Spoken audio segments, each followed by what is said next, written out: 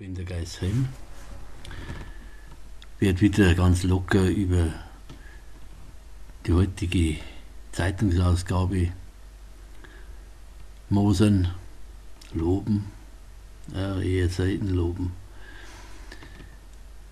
Es ist heute der 24. Oktober 2020 und ich gehe in der Passauer Neuen Presse auf überregional, wo also Niederbayern auch mit drin ist.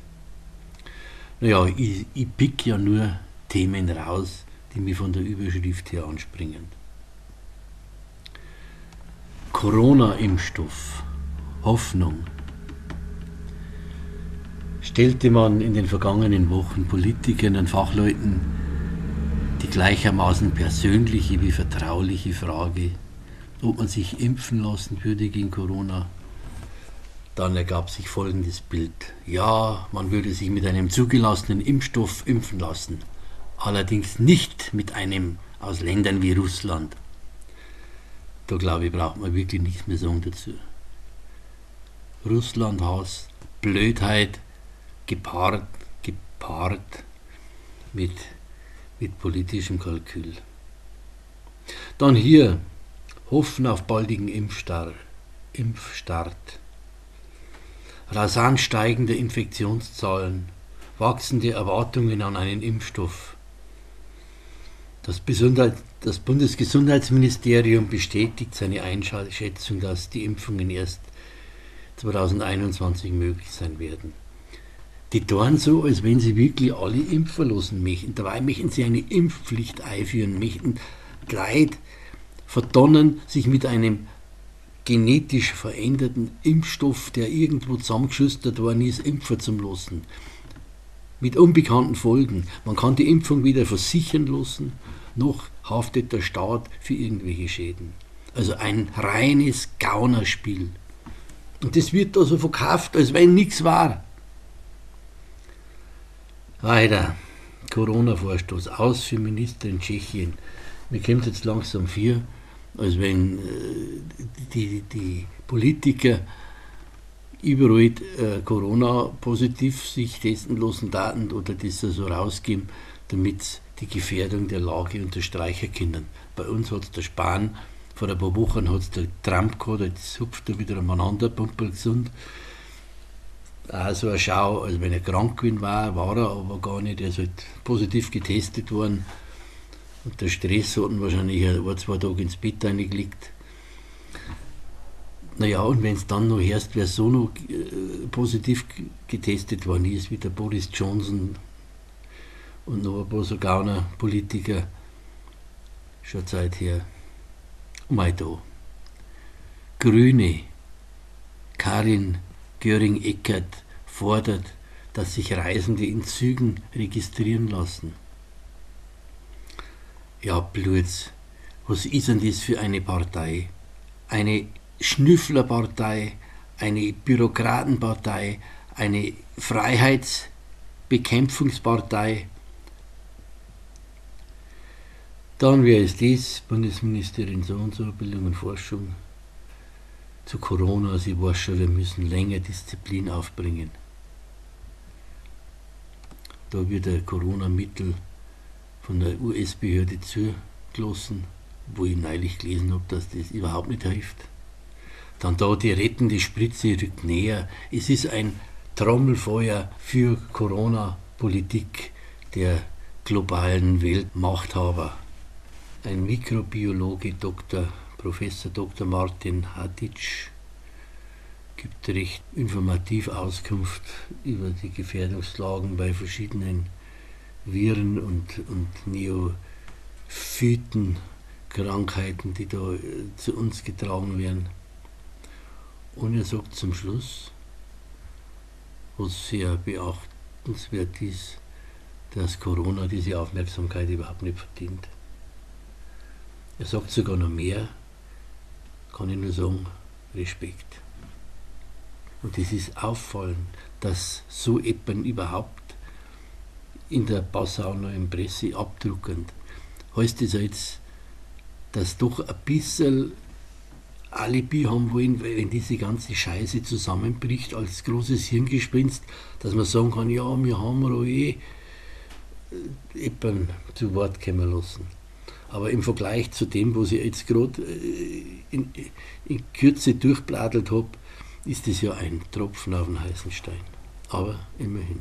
Eins hat mich auch noch aufgeregt, unser ZAW, das ist die zentrale Abfallversorgung, Zweckverband hier in halb Niederbayern.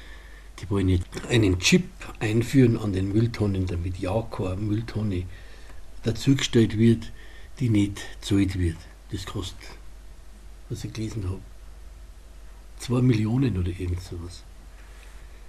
Also meine Lebenserfahrung ist, ich bin auf dem Dorf oder in der Kleinstadt, jeder kennt die Tonnen, die da vorm Haus stehen. Und ich habe noch nie erlebt, dass da irgendwelche fremde Tonnen mit dazu geschmuggelt werden. Also wenn ich sowas einen sicheren Aufstand mache und die Leute noch besser kontrollieren und dann die Mülltonnen stehen lassen auf der Straße, was du nicht weißt, wenn das schon so unzuverlässige Leute sind, die lassen es weiter stehen. Und die, vor denen eher ein Haus die steht, die können dann mit dem Träg, wenn es umfällt oder der Wind geht, Vierte werden. Ja, selbst wenn ein paar bescheißen, ja, später in dieser Rollen muss man deswegen die Spionage gegen das Volk so sehr ausweiten. Armutszeugnis. Aber von diesen Zweckverbänden, wobei da die Politiker, die dafür verantwortlich sind, ja sich durch Einstimmigkeit immer auszeichnen, ist nichts zu erwarten. Ich möchte aber zum Schluss noch einen Leserbrief von mir bringen, nicht in der PNP und auch in keiner anderen Papierzeitung, sondern in der Rationalgalerie vom Uli Gellermann. Der hat also da einen Artikel geschrieben, wie da an der Nordseeküste unmögliche Corona-Maßnahmen da beschlossen worden sind. Mein Leserbrief: Die Verordnungen an der Schildbürgerkiste werden von der Wirklichkeit in Bayern leider übertroffen. Söder gehen die Farben der Corona-Ampel aus. Gelb, Rot, jetzt ist es schon bei Dunkelrot.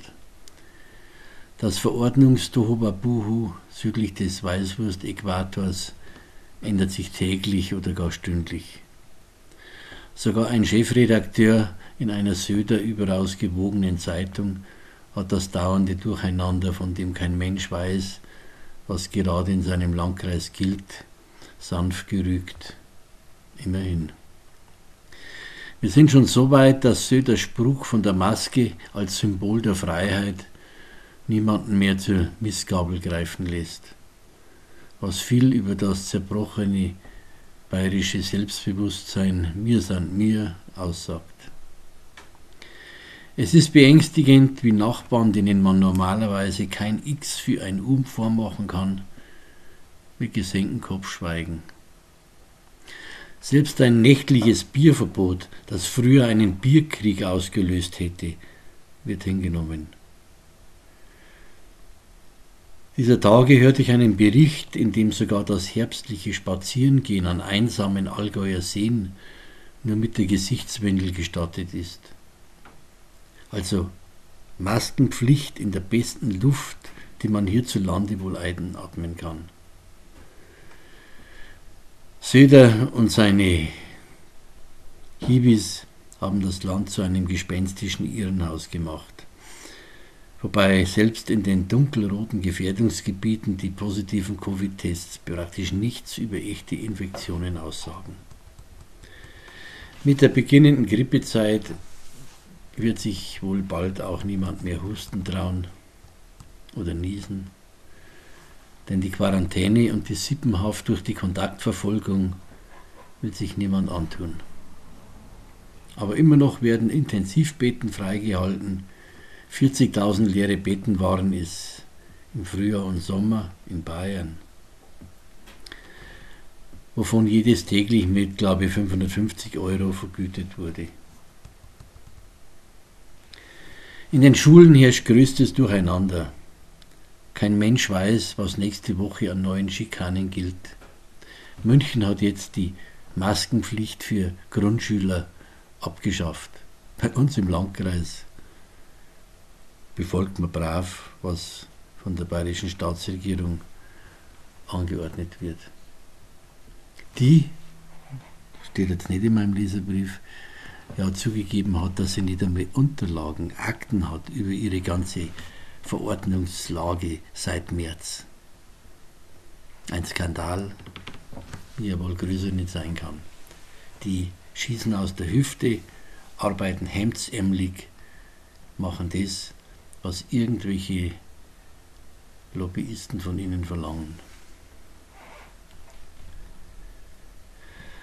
Dabei, wieder zum PCR-Test, misst dieser Test, dieser Gauner-Test, alles Mögliche, nur Krankheitssymbole spielen dabei keine Rolle.